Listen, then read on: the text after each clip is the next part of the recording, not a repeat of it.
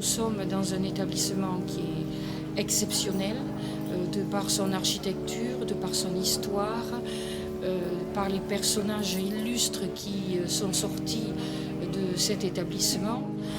La visite du collège n'est possible effectivement que pendant les journées du patrimoine. Donc l'organisation est calée sur plusieurs visites.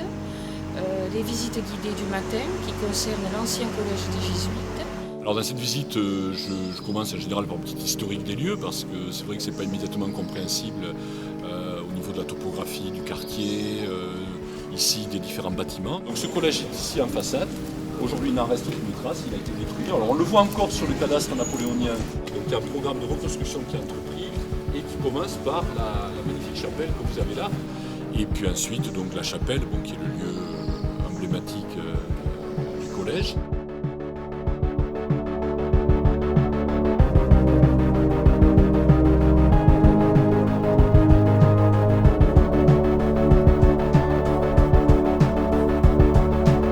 Ensuite, évidemment, on termine par ce qui est la salle emblématique à ma gauche. Donc, il y a la salle Fénelon avec son plafond, puis cette restauration qui permet de la redécouvrir entièrement.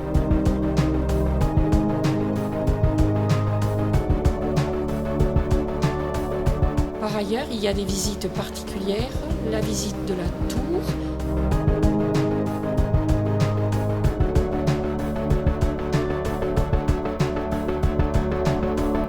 La visite du cabinet de physique.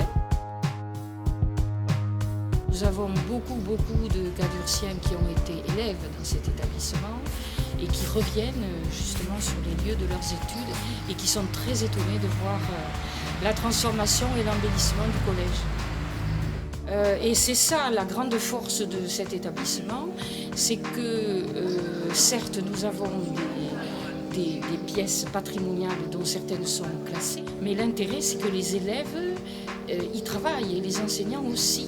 Donc c'est vraiment un lien très fort entre le passé et le présent.